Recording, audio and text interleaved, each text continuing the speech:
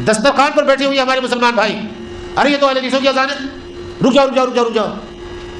اہل حدیثوں کا روزہ بڑا سستا ہے، وہ 3 منٹ صبر نہیں کر سکتے تھے، 14 گھنٹہ بھوکے رہ کر کے 3 منٹ میں کیا ان کی جان نکل رہی تھی؟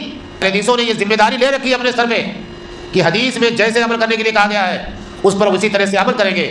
دنیا الزام لگائے، مذاق اڑائے، تانا دے، ہمیں اس کی پرواہ نہیں، لیکن مذاق اڑا کر کے آپ اپنا کیا کر رہے ہیں؟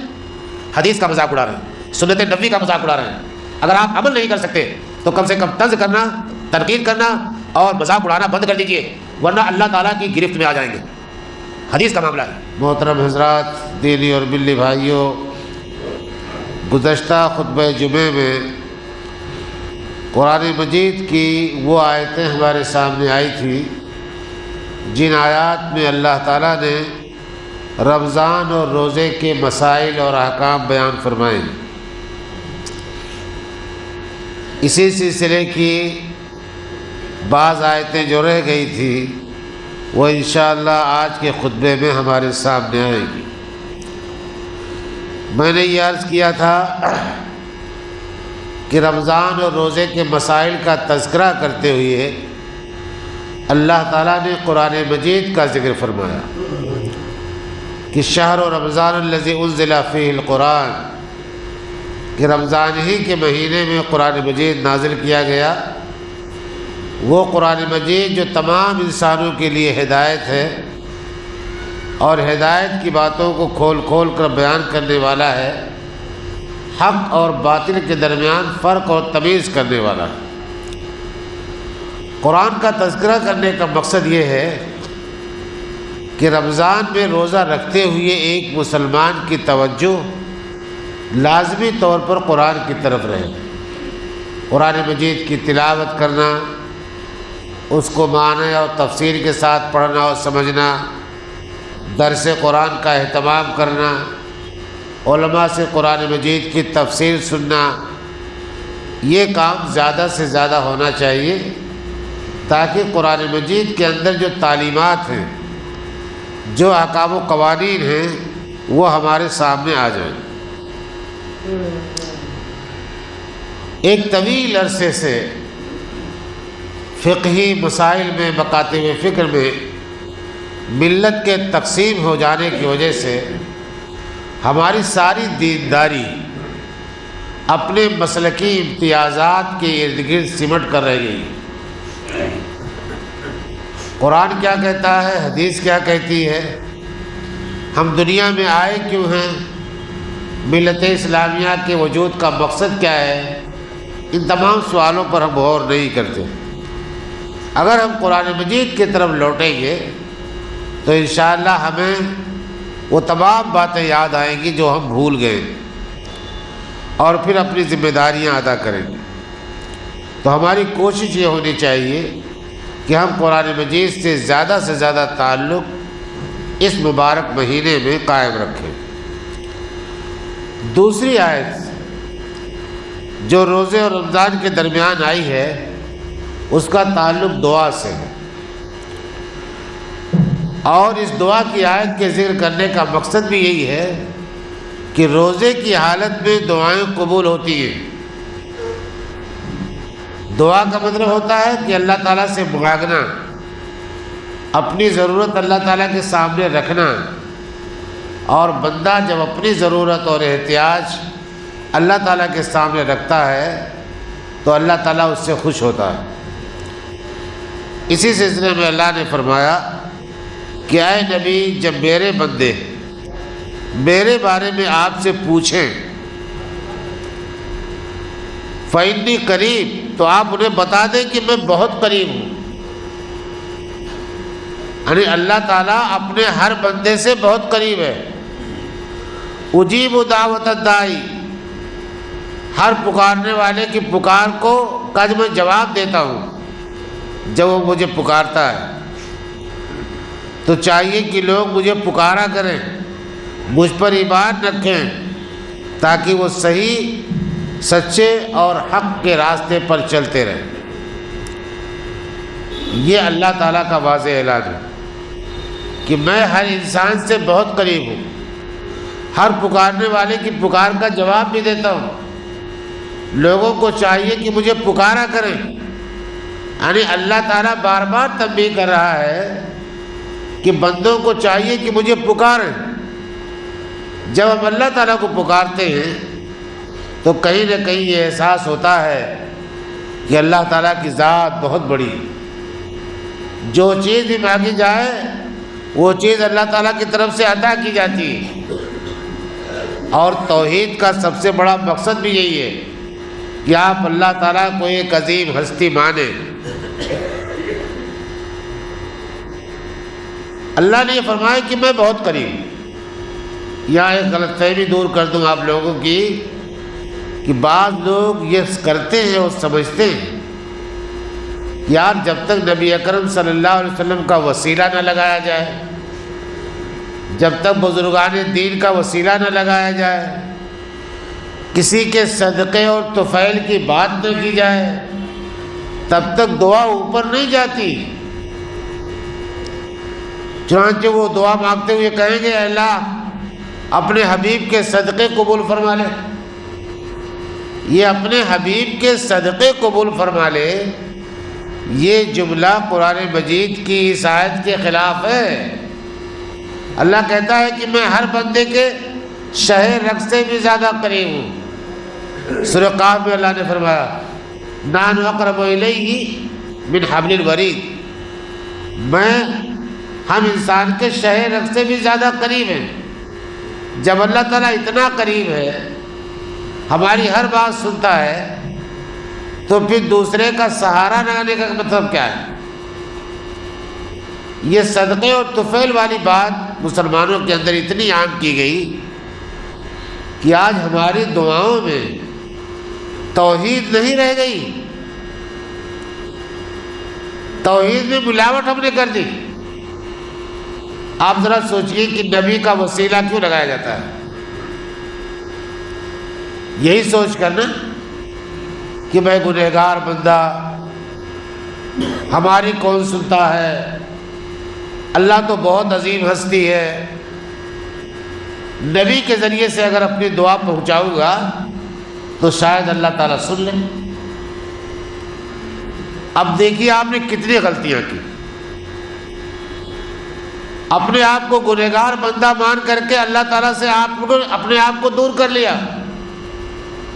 اللہ تعالیٰ کہتا ہے ایسا نہیں ہے، میں رب العالمین ہوں، سارے جہان کو پالتا ہوں، چاہے مسلمان ہو چاہے نان مسلم، سب کی پرورش اللہ تعالیٰ کرتا ہے، سب کے قریب ہے، سب کی فریاد سنتا ہے۔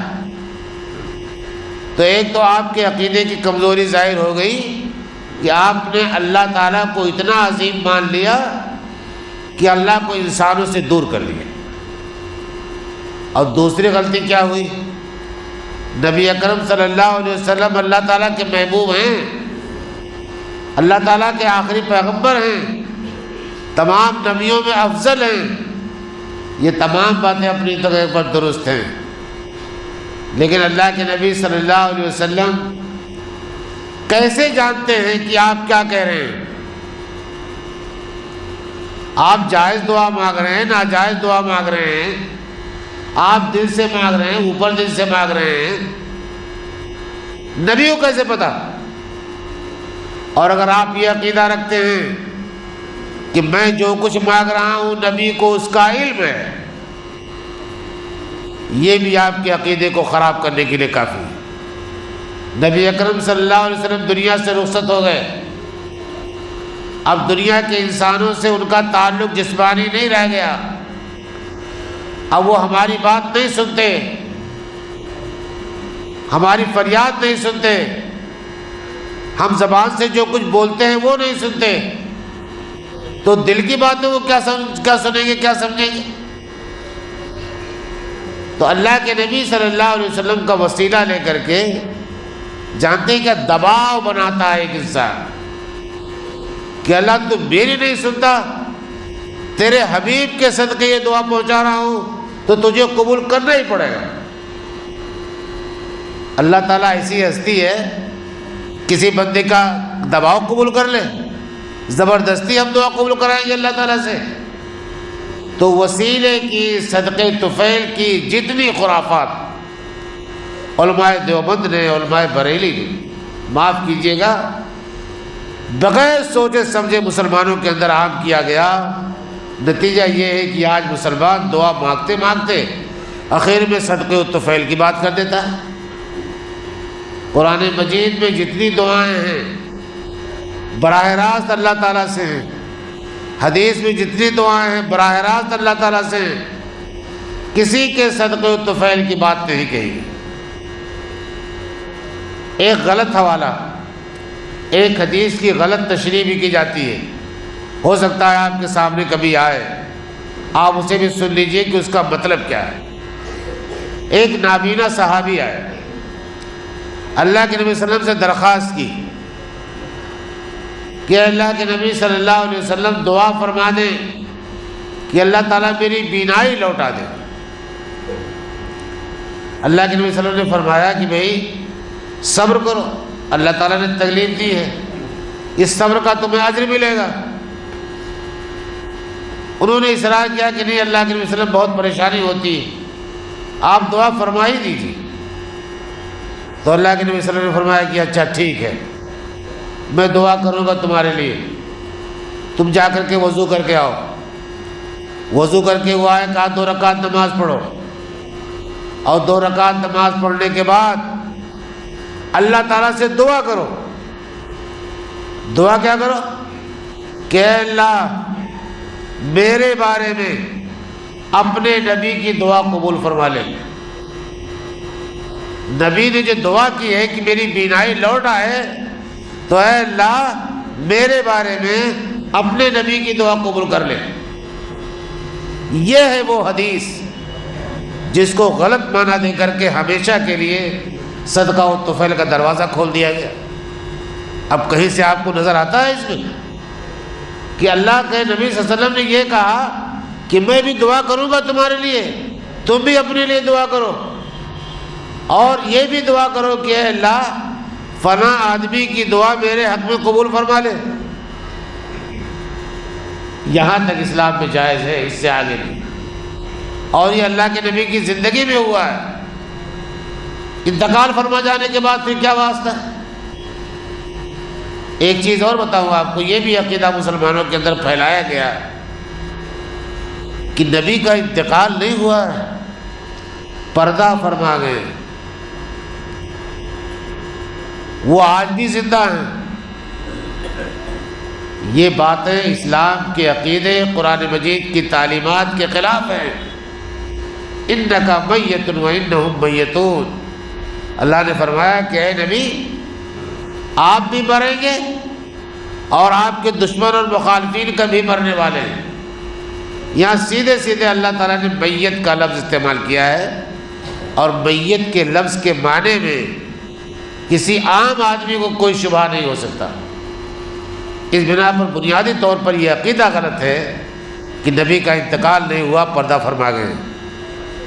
تو بہرحال دعا کی یہ آیت براہ راست اللہ تعالیٰ سے دعا کرنے کی تعلیم ہمیں دیتی۔ اللہ کے نبی صلی اللہ علیہ وسلم نے فرمایا کہ افطار سے پہلے کے جو لمحات ہوتے ہیں، ان لمحات میں اللہ تعالیٰ دعا قبول فرماتا ہے۔ تہجد کے وقت، سحری سے پہلے، مختلف اوقات ہیں جس میں اللہ تعالیٰ دعائیں قبول کرتا ہے۔ تو ہمیں دعاؤں کا بطور خاص اہتمام کرنا چاہیے۔ آگے اللہ تعالیٰ نے فرمایا ایک مسئلہ بیان کرتے ہوئے کہ وَأُحِلَّ لَكُمْ لَيْلَةَ الصِّيَامِ الرَّفْثُ إِلَىٰ نِسَائِكُمْ، اے مسلمانوں رمضان کی راتوں میں تمہارے لیے جائز کر دیا گیا ہے کہ تم اپنی بیویوں سے تعلقات قائم کر سکتے ہو۔ پہلے کے روزوں میں یا شروع اسلام میں شاید یہ غلط فہمی لوگوں کو تھی کہ اب رمضان کا مہینہ شروع ہو گیا تو پھر بیوی کے قریب نہیں جانا چاہیے۔ بعد میں یہ غلط فہمی دور کی گئی اور بتایا گیا کہ نہیں، دن کے اوقات میں جب روزے کی حالت میں ہو تب تو بیوی سے قربت کرنا جائز نہیں ہے، لیکن راتوں میں بیوی کے پاس شوہر جا سکتا ہے۔ اور اگر کسی نے یہ حرکت کر دی، نوجوانوں کان کھولو کر کے سنو، حالت روزہ میں اگر بیوی سے مقاربت ہو گئی، ہم بستری ہو گئی، تو کفارہ لازمی ہے۔ کفارہ جانتے ہیں کیا؟ ایک غلام آزاد کرنا جس کا کوئی تصور نہیں رہ گیا، 2 مہینے مسلسل روزہ رکھنا، ایک روزے کے بدلے مسلسل 2 مہینے روزہ رکھنا، اور اگر اس کی طاقت نہیں ہے تو 60 مسکینوں کو کھانا کھلانا۔ اگر یہ غلطی ہو گئی اور اگر یہ غلطی دونوں سے ہو گئی تو پھر دونوں کے لیے کفارہ ہو جائے گا۔ لہٰذا اس سلسلے میں مسئلہ بالکل واضح ہونا چاہیے کہ حالت صوم میں بیوی سے جائز مقاربت بھی جائز نہیں۔ ہن لباس لکم وانتم لباس لہن، بیویاں تمہارے لیے لباس ہیں اور تم بیویوں کے لیے لباس ہو۔ بڑی خوبصورت تعبیر ہے مرد اور عورت کے میاں بیوی کے تعلقات کی، اتنی خوبصورت تعبیر ہو ہی نہیں سکتی اس سے زیادہ۔ لباس ہم کیوں پہنتے ہیں؟ تاکہ ہمارا جسم ڈھکا رہے، پردہ پوشی ہو، ستر پوشی رہے، لباس ہمارے جسم پہ اچھا لگے، لوگ ہمیں عزت کی نگاہ سے دیکھیں۔ یہی میاں بیوی ایک دوسرے کے لیے ہوتے ہیں، ان کے عیب چھپے ہوئے رہیں، ایک دوسرے کے عیب کو وہ جانتے ہیں، برداشت کرتے ہیں، صبر کرتے ہیں، ایک دوسرے کے لیے زینت بنیں، ایک دوسرے کے لیے احترام اور اعزاز کی بات کریں۔ تو بیوی اور شوہر ایک دوسرے کے لیے عزت بڑھانے کا سامان ہے، ایک دوسرے کی تحقیر کرنے کے لیے نہیں۔ اسی سے پتہ چلتا ہے کہ دونوں کے جذبات اور احساسات ایک جیسے ہونے چاہیے۔ آج کیا ہے، شوہر سمجھتا ہے کہ سارے حقوق میرے، بیوی بیچاری کمزور ہے، سن لیتی ہے کہ شوہر ناراض نہ ہو جائے۔ لیکن یاد رکھیے اللہ کے نبی نے فرمایا کہ تم میں سب سے بہتر انسان وہ ہے جو اپنی بیوی کی نگاہ میں سب سے بہتر ہو۔ بیوی معیار طے کرے گی کہ آپ اخلاق کے کس منزل پر فائز ہیں، کتنے بڑے دیندار ہیں، زبان آپ کی کیسی ہے، آپ دوسرے کا احترام کتنا کرتے ہیں، یہ بیوی کے ساتھ آپ کا رویہ طے کرے۔ ہم اللہ کے نبی صلی اللہ علیہ وسلم کی احادیث کا بڑا احترام کرتے ہیں، ایک ایک سنت کو دانتوں سے پکڑنے کی کوشش کرتے ہیں۔ اس حدیث کو پکڑنے کی کوشش کیوں نہیں کرتے کہ تم میں سب سے بہتر انسان وہ ہے جو اپنی بیوی کی نگاہ میں سب سے بہتر ہو؟ ثابت کر کے دکھاؤ کہ آپ اپنی بیوی کی نگاہ میں سب سے بہتر انسان ہو، اور وہیں پول پٹی کھل جائے گی کہ آپ کتنے بڑے دیندار ہو، دینداری کا چوغا اوڑھے ہوئے ہو، دینداری کا نقاب ڈالے ہوئے ہو، یا واقعی دل سے دیندار ہو۔ علم اللہ انکم کنتم تختانون انفسکم فتاب علیکم وعفی عنکم فلا تباشروہن وابتغوا ما کتب اللہ لکم وَكُلُوا وَاشْرَبُوا حَتَّى يَتَبَيَّنَ لَكُمُ الْخَيْطُ الْأَبْيَضُ مِنَ الْخَيْطِ الْأَسْوَدِ مِنَ الْفَجْرِ، اور اے مسلمانوں کھاتے پیتے رہو یہاں تک کہ سفید دھاری سیاہ دھاری سے نمایاں ہو جائے فجر کے وقت، یعنی مغرب کے بعد، افطار کے بعد کھانے پینے کا سلسلہ شروع ہوا تو اللہ تعالیٰ فرماتا ہے جب تک آسمان کے بیچوں بیچ ایک سفید لکیر نہ مشرق و مغرب میں بن جائے تب تک کھاتے پیتے رہو۔ اسی کو سپید صبح کہتے ہیں۔ لیکن آج کل ہم لوگ بجلی کی روشنی میں رہتے ہیں، اور بجلی کی شعاعوں نے فضا کو اتنا آلودہ کر دیا ہے کہ شاید اب وہ سفیدی آسمان پہ ہمیں نظر نہیں آتی۔ اس سفیدی کو دیکھنے کے لیے کہیں جنگل میں جانا پڑے گا، صحرا میں، جہاں بجلی کی روشنی نہیں ہے، تو شاید ہمیں نظر آئے۔ اچھا، اس سے پتہ چلتا ہے کہ یہ منٹ، سیکنڈ، 2 سیکنڈ کا معاملہ نہیں ہے۔ آج گھڑیوں کی وجہ سے ہم لوگوں نے کہ بس 5:13 پر، 5:06:14 پر، 15 پر معاملہ ختم ہو گیا، بس ختم ہو گیا۔ اللہ کے نبی کے زمانے میں یہ سوئیوں والا حساب نہیں تھا۔ سورج غروب ہو رہا ہے دیکھ لیتے تھے، سفید دھاری بن رہی ہے دیکھ لیتے تھے۔ سفید دھاری بننے میں 2-4 منٹ لگتے ہیں، 1 منٹ نہیں لگتے۔ اسی لیے دیکھیے اللہ کے نبی نے فرمایا کہ اگر کوئی شخص سحری کھا رہا ہے، فجر کی اذان ہو جائے اور پیالہ ہاتھ میں ہو تو اپنی ضرورت پوری کر لے، اس سے روزہ متاثر نہیں ہوگا۔ اور آخری وقت تک سحری کھانے کو اللہ کے نبی نے باعث برکت بتایا۔ ہم لوگوں نے کیا کیا؟ 5 منٹ پہلے مسجدوں سے اعلان ہو گیا سحری کا وقت ختم۔ آپ مفتی حفیظ اللہ صاحب کا نقشہ جو جامع مسجد میں لٹکا ہوا ہے اسے اتار کر کے دیکھیے آج کی ڈیٹ، آپ کو پتہ چلے گا کہ ہم جو اشتہارات شائع کرتے ہیں رمضان کے مہینے میں ٹائم ٹیبل کا، اس میں 5 منٹ زیادہ کر دیا گیا۔ 5 منٹ کا اضافہ ہو جاتا ہے اس میں، یعنی اگر 5 بج کم کر دیا جاتا ہے، بلکہ 6:15 پر ہے تو 6:10 پر سحری کے خاتمے کا اعلان ہو گیا۔ اب آپ بتائیے کہ آپ کو کس نے حق دیا کہ آپ 5 منٹ پہلے اعلان کر دیں کہ سحری کا وقت ختم ہو گیا؟ 5 منٹ میں تو پوری سحری کھا سکتا ہے آدمی۔ اللہ کے نبی نے فرمایا کہ اگر پیالہ ہاتھ میں ہے، اذان ہونے لگے تو اپنی ضرورت پوری کر لو۔ یہ 1 منٹ 2 منٹ کا معاملہ نہیں۔ تو یہ جو زیادتی ہوئی ہے، اس زیادتی کو سمجھیے۔ اللہ کے نبی نے فرمایا تھا ایک حدیث میں کہ میری امت خیر و برکت سے ہمکنار رہے گی جب تک وہ افطار میں جلدی کرتی رہے گی۔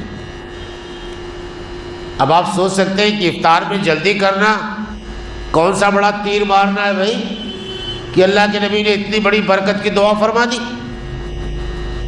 ہے؟ بہت بڑی تیر مارنا۔ دین ہمیں جس شکل میں ملا ہے اس شکل میں دین کو محفوظ رکھنا ہر مسلمان کی ذمہ داری۔ آپ جانتے ہیں شیعہ حضرات نے کیا کیا کہ جب تک ستارے نظر نہ آنے لگے تب تک رات شروع ہی نہیں ہوتی ہے۔ 5-7 منٹ 10 منٹ لیٹ سے افطار ہوتا ہے وہاں۔ منطق لگائی نا اپنی کہ جب تک ستارے نظر نہ آنے لگے تب تک رات نہیں ہوتی، اور اللہ نے فرمایا کہ رات ہونے تک اپنے روزے مکمل کرو۔ اور نبی کیا فرماتے تھے؟ صحابہ کرام کہتے تھے کہ ہم لوگ سفر پہ ہوتے تھے، صحرا ہوتا تھا، سورج غروب ہونے کا منظر دیکھ نہیں پاتے تھے، کوئی اونچا ٹیلا ہوتا تھا، اللہ کے نبی کسی صحابی کو بھیج دیتے تھے کہ جاؤ اس ٹیلے پر چڑھ جاؤ اور دیکھتے رہو، جیسے سورج کی ٹکیا غائب ہو جائے فوراً اشارہ کر دینا، ہم افطار کریں گے۔ اللہ کے نبی نے اتنا اہتمام فرمایا، سورج کی ٹکیا غائب ہوئی کہ افطار شروع۔ ایک تو آج کے ہمارے بچے سورج غائب ہونے کا منظر نہیں دیکھ پاتے۔ کبھی دین کے مسئلے کو سمجھنے کے لیے تجربہ کیجئے، علی گڑھ کے باہر جائیے موبائل لے کر کے، گھڑی لے کر کے، اور دیکھیے سورج کی ٹکیا کب غائب ہو رہی ہے۔ یقین نہ آئے آپ کو، جو نقشہ ہم بنا کے دیتے ہیں اس نقشے میں اس ٹکیے کے غائب ہونے کے 3 منٹ کے بعد افطار کا وقت لکھا ہوگا۔ یہ 3 منٹ تاخیر کیوں کر رہے ہو بھائی صاحب؟ 3 منٹ میں کوئی حرج نہیں ہے، لیکن کس بنیاد پر آپ تاخیر کر رہے ہو؟ اور اگر شیعوں نے 60 منٹ کی تاخیر کی ہے تو آپ 3 منٹ کی تاخیر کر کے کیوں گناہ کر رہے ہو؟ تو یہ اللہ تعالیٰ کا جو نظام ہے، ہمارے نبی نے جو سنتیں بتائی ہیں، جو طریقہ بتایا ہے، اس کو پابندی کے ساتھ عمل کرنا، اس پر اس کو نافذ رکھنا، یہ ہماری ذمہ داری ہے۔ ہم اس میں گھٹائیں بڑھائیں گے تو اسی چیز کا نام بدعت، اور جب بدعتیں بڑھ جاتی ہیں تو پھر اسے روکا نہیں جا سکتا۔ اب آپ دیکھیے حدیث نے کیا کہا، ہم مسلمانوں کا رویہ کیا؟ افطار پارٹی ہو رہی ہے موتی مسجد کے آس پاس، جہاں موتی مسجد کی اذان کی آواز پہنچتی ہے، دسترخوان پر بیٹھے ہوئے ہمارے مسلمان بھائی، ارے یہ تو اہل حدیثوں کی اذان ہے، رک جاؤ رک جاؤ رک جاؤ رک جاؤ۔ اہل حدیثوں کا روزہ بڑا سستا، وہ 3 منٹ صبر نہیں کر سکتے تھے؟ 14 گھنٹہ بھوکے رہ کر کے 3 منٹ میں کیا ان کی جان نکل رہی تھی؟ اہل حدیثوں نے یہ ذمہ داری لے رکھی ہے اپنے سر پہ کہ حدیث میں جیسے عمل کرنے کے لیے کہا گیا ہے اس پر اسی طرح سے عمل کریں گے۔ دنیا الزام لگائے، مذاق اڑائے، تانا دے، ہمیں اس کی پرواہ نہیں ہے، لیکن مذاق اڑا کر کے آپ اپنا کیا کر رہے ہیں؟ حدیث کا مذاق اڑا رہے ہیں، سنت نبوی کا مذاق اڑا رہے ہیں۔ اگر آپ عمل نہیں کر سکتے تو کم سے کم طنز کرنا، تنقید کرنا اور مذاق اڑانا بند کر دیجئے، ورنہ اللہ تعالیٰ کی گرفت میں آ جائیں گے۔ حدیث کا معاملہ ہے۔ تو یہ عرض کر رہا تھا میں کہ اللہ تعالیٰ نے یہاں جو بات بیان فرما دی کہ کہاں سے کہاں تک روزہ ہمیں رکھنا ہے، اور پھر اخیر میں اللہ نے فرمایا تلک حدود اللہ، یہ اللہ تعالیٰ کی بیان کردہ حدیں ہیں۔ اللہ نے ایک لائن کھینچ دی ہے، فلا تقربوها، اس کو اس سے تجاوز کرنے کے لیے قریب ہی مت جانا۔ کذالک یبین اللہ آیاتہ للناس، اس طرح سے اللہ تعالیٰ اپنے احکام و قوانین لوگوں کے لیے بیان کرتا ہے، لعلہم یتقون، تاکہ وہ اللہ تعالیٰ سے ڈریں۔ تو رمضان اور روزے کے مسائل اور احکام قرآن مجید میں، احادیث میں بیان کر دیے گئے ہیں۔ ہمیں ان کو پڑھنا بھی چاہیے، علماء سے سننا بھی چاہیے، اور کوشش کرنی چاہیے کہ ہم اس پر عمل کریں۔ اور سب سے بڑی بات یہ ہے، دیکھیے کہ اللہ کے نبی نے ایک بات بیان فرمائی کہ من لم یدع قول الزور والعمل به فلیس للہ حاجۃ ان یدع طعامہ وشرابہ۔ جو آدمی روزہ رکھ کر بھی جھوٹ بولنا اور جھوٹ پر عمل کرنا نہ چھوڑے تو اس کے کھانا پینا چھوڑنے کا کوئی فائدہ نہیں۔ اللہ تعالیٰ کو ایسے لوگوں کے روزے کی ضرورت نہیں۔ یہ 1 مہینے کی سخت تربیت ہے۔ اپنے جسم پر قابو رکھیے، زبان پر قابو رکھیے، تاکہ آپ متقی بن سکیں، اللہ کا خوف آپ کے دل و دماغ میں پیدا ہو سکے۔ اللہ تعالیٰ سے دعا یہ ہے کہ رمضان کے اس بابرکت مہینے میں ہمیں ان احکام و مسائل پر عمل کرنے اور رمضان کے فوائد و برکات کو حاصل کرنے کی توفیق عطا فرمائے۔ وآخر دعوانا الحمدللہ رب العالمین۔